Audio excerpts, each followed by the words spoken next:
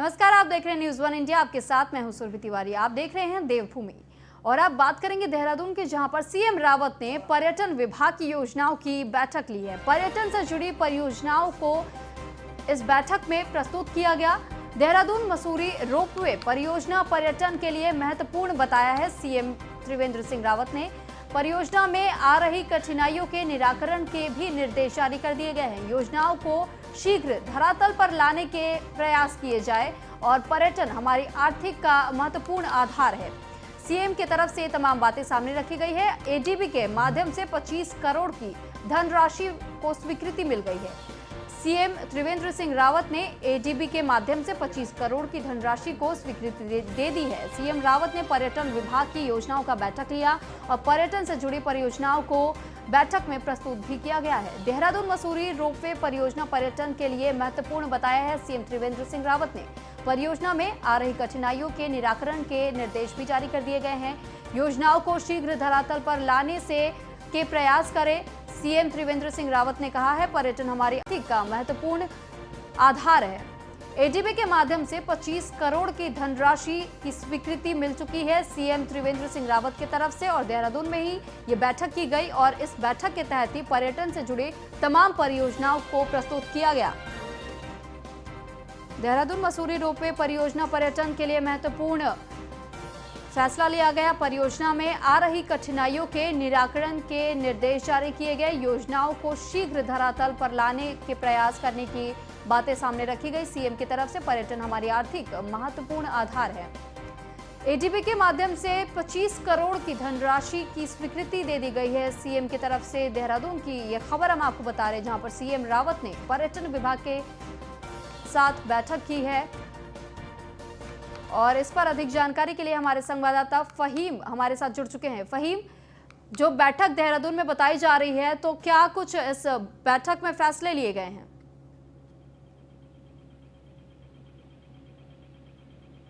फहीम, क्या आपको हमारी आवाज मिल पा रही है?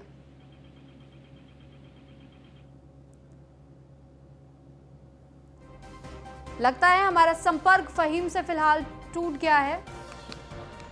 और जो ये जानकारी हम आपको दे रहे हैं, पर्यटन से जुड़ी कई परियोजनाओं को इस बैठक में प्रस्तुत किया गया। सीएम त्रिवेंद्र सिंह रावत इस बैठक में शामिल रहे। उन्होंने इस बैठक को लिया। देहरादून मसूरी पर्यटन से जुड़ी कई परियोजनाओं को प्रस्तुत किया गया है और इस परियोजनाओं में जो भी कठिनाइयां आ रही हैं सामने, उनका निराकरण करने के सीएम की तरफ से निर्देश जारी कर दिए गए हैं और धरातल पर काम करने के जो प्रयास किए जा रहे हैं उस पर भी निगरानी रखने को कहा गया है और जो दिशा निर्देश जारी किए गए हैं सीएम त्रिवेंद्र सिंह रावत की तरफ से। देहरादून में यह बैठक की गई और पर्यटन विभाग के साथ कई योजनाओं पर चर्चा किया गया है इस बैठक में और पर्यटन से जुड़ी ही कई परियोजनाओं को इस बैठक के तहत प्रस्तुत किया गया। देहरादून मसूरी रोपवे परियोजना पर्यटन के लिए भी महत्वपूर्ण बताया गया। परियोजना में आ रही कठिनाइयों के निराकरण के निर्देश जारी किए गए हैं। योजनाओं को शीघ्र धरातल पर लाने के प्रयास करें। सीएम त्रिवेंद्र सिंह रावत ने कहा है, पर्यटन हमारे आर्थिक का महत्वपूर्ण आधार है।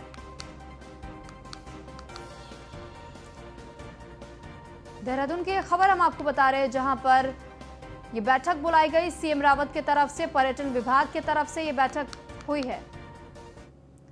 और एक बार फिर रेजिडेंट एडिटर फहीम हमारे साथ जुड़ चुके हैं। फहीम, जिस तरीके से देहरादून में सीएम रावत की तरफ से बैठक ली गई है और कहा जा रहा है कि कई परियोजनाओं को इसमें प्रस्तुत किया गया, तो क्या कुछ फैसले लिए गए हैं और किस तरीके के दिशा निर्देश जारी किए गए हैं?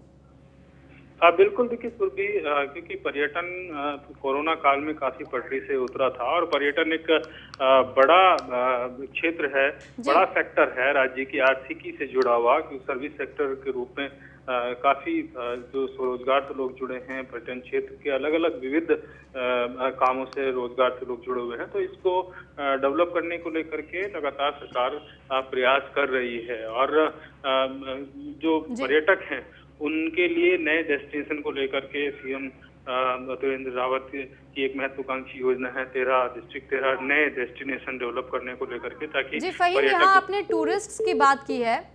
लगता है हमारा संपर्क यहाँ पर फहीम से टूट गया है। उनसे हम जल्द संपर्क करने की एक बार फिर कोशिश करेंगे। इस बीच ये जानकारी हम आपको दे दें कि देहरादून में सीएम रावत की तरफ से ये बैठक बुलाई गई थी और इस बैठक में परियोजना के साथ जो कई विभाग मौजूद थे, वहां पर परियोजनाओं को लेकर के चर्चा की गई है।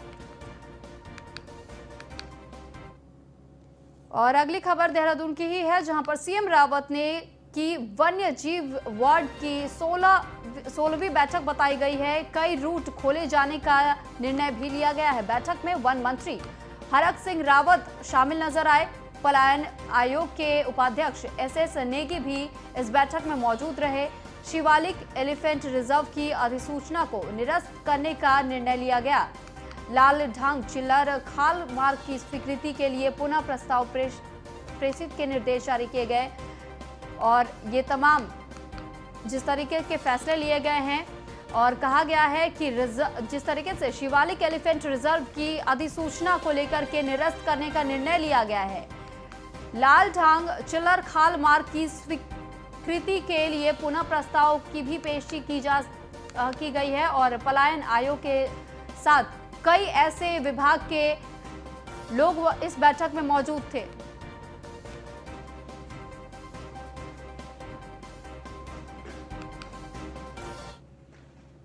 और देहरादून में सीएम रावत ने उच्च शिक्षा विभाग की बैठक ली। उच्च शिक्षा मंत्री धन सिंह रावत बैठक में मौजूद रहे। स्थानीय जरूरत के अनुसार विषयों पर शोध की जरूरत बताई है। सीएम ने उत्तराखंड के जनजीवन के अनुकूल विषयों पर शोध करने की बात सामने रखी है। और औद्योगिक विश्वविद्यालय आउटपुट के बजाय आउटकम पर ध्यान देने को कहा है सीएम रावत ने। देहरादून में ये बैठक ली गई है, शिक्षा मंत्री के साथ ये बैठक की गई है। और इस बैठक में आउटपुट के बजाय आउटकम पर ध्यान देने को सीएम रावत ने कहा है। देहरादून में उच्च शिक्षा मंत्री धन सिंह रावत भी इस बैठक में मौजूद रहे और शिक्षा विभाग को लेकर ही ये बैठक की गई थी। स्थानीय जरूरत के अनुसार विषयों पर शोध की जरूरत कहा है सीएम ने। और उत्तराखंड के जनजीवन के अनुकूल विषयों पर शोध करने को भी कहा है। ब्रेक के बाद आपका एक बार फिर स्वागत है। उत्तराखंड में इगास पर्व की जगह जगह धूम देखने को मिल रही है। सीएम रावत ने प्रदेशवासियों को ट्वीट कर इगास पर्व की बधाई दी है। सीएम ने प्रदेशवासियों के सुख, शांति और समृद्धि की कामना भी की है। कोरोना वायरस को ध्यान में रखकर पर्व मनाने की अपील की गई है। मास्क पहनने के साथ सावधानियां बरतने की अपील भी की गई है। सीएम ने बधाई दी है लोगों को इगास पर्व की। और साथ ही लोगों से सीएम ने ये भी अपील की है कि जो लोग भी बाहर निकल रहे हैं और इस पर्व को मना रहे हैं तो वो इस बात का खास ख्याल रखें कि उनके चेहरे पर बाहर निकलते वक्त मास्क जरूर रहे। उत्तराखंड में इगास पर्व की जगह जगह पर धूम नजर आ रही है। और सीएम रावत ने प्रदेशवासियों को इगास पर्व के अवसर पर ट्वीट करते हुए बधाई दी है। सीएम ने प्रदेशवासियों के सुख, शांति और समृद्धि की कामना की है। कोरोना वायरस को देखते हुए ही सीएम ने लोगों से ये भी अपील की है कि अगर वो बाहर निकल रहे हैं तो पर्व को जरूर मनाएं, लेकिन बाहर निकलते हुए इस बात का जरूर ख्याल रखें कि उनके चेहरे पर मास्क अवश्य रहे। बिना मास्क के वो बाहर ना निकले। माननीय मुख्यमंत्री जी द्वारा डोईवाला शुगर मिल के नए सत्र का शुभारंभ 27 नवंबर को किया जाएगा। और जैसा कि माननीय मुख्यमंत्री जी ने जनता से वायदा किया था कि हम डोईवाला को आदर्श विधानसभा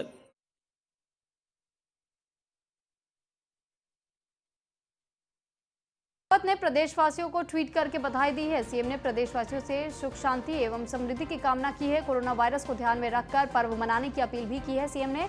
और सीएम त्रिवेंद्र सिंह रावत ने मास्क पहनने के साथ सावधानी बरतने की अपील की है लोगों से। इगास पर्व की बधाई देते हुए उत्तराखंड के सीएम ने लोगों से अपील की है कि मास्क बिना पहने घर से बाहर न निकले।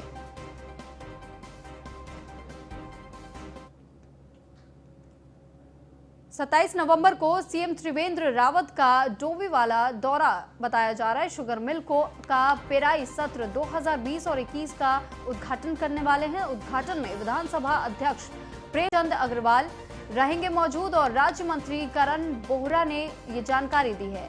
दरअसल उद्घाटन के लिए वहां पर सीएम त्रिवेंद्र सिंह रावत मौजूद रहेंगे और कहा जा रहा है कि शुगर मिल का पेराई सत्र 2020 और 21 का उद्घाटन करने के लिए डोईवाला के दौरे पर पहुंचने वाले हैं सीएम त्रिवेंद्र सिंह रावत। और इस उद्घाटन के दौरान विधानसभा अध्यक्ष प्रेमचंद अग्रवाल भी मौजूद रहेंगे। राज्य मंत्री करण बोहरा ने इस बात की जानकारी दी है।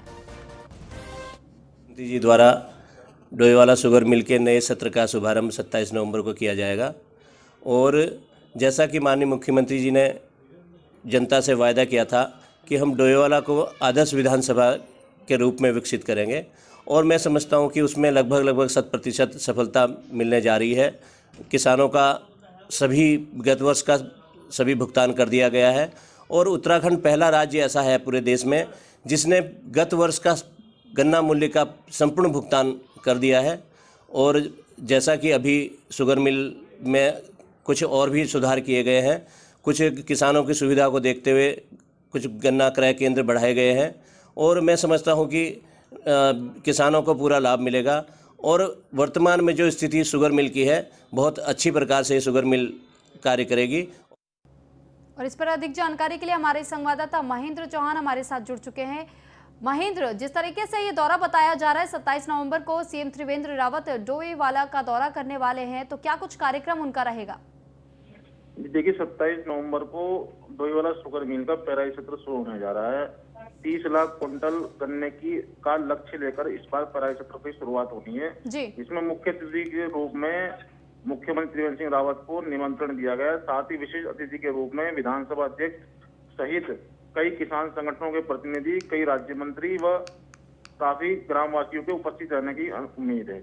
जी, तो जिस तरीके से ये दौरा बताया जा रहा है और उद्घाटन करने वाले तो शुगर मिल का ये पहला ही सत्र बताया जा रहा है 2020 और 21 को लेकर के।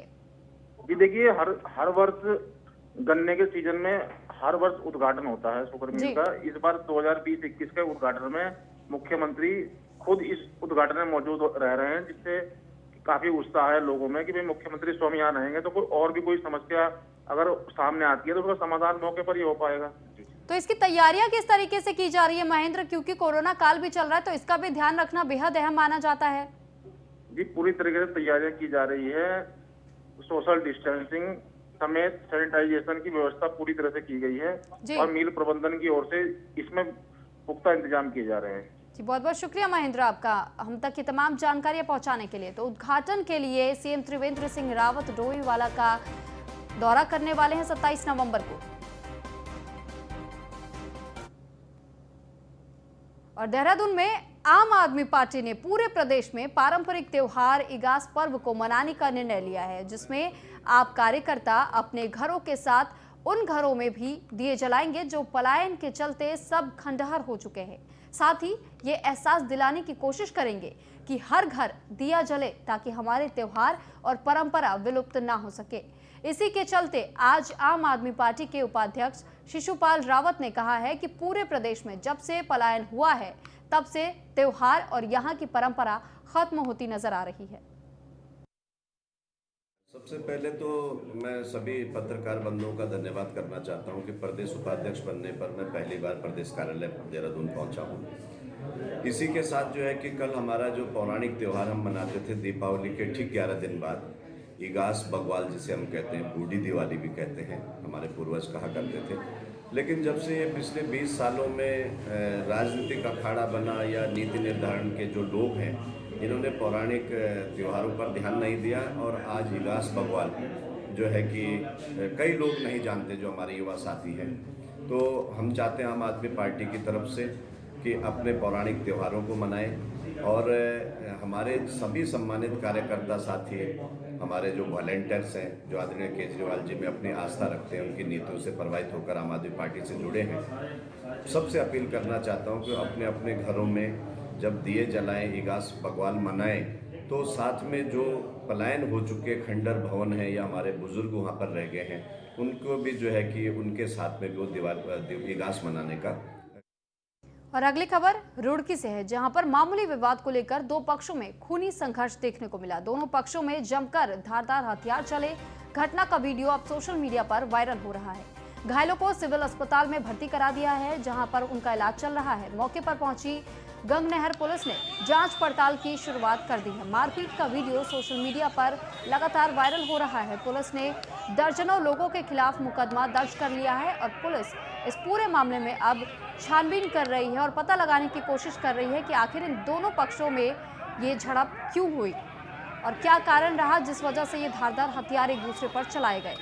सोशल मीडिया पर इस घटना का वीडियो वायरल हो रहा है और ये खूनी संघर्ष रुड़की में देखा गया, जहां पर दोनों पक्षों के बीच जमकर धारदार हथियार चले।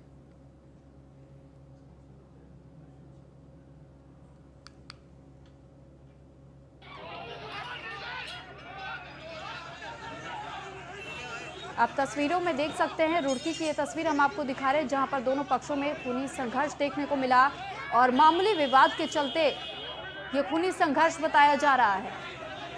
इस पर अधिक जानकारी के लिए सुनील पटेल हमारे साथ जुड़ चुके हैं। सुनील, क्या जानकारी मिल पा रही है? कहा जा रहा है कि मामूली विवाद बताया गया जिस वजह से दोनों पक्षों के बीच में खूनी संघर्ष देखने को मिला, तो आखिर ये मामूली विवाद किस बात को लेकर के हुआ?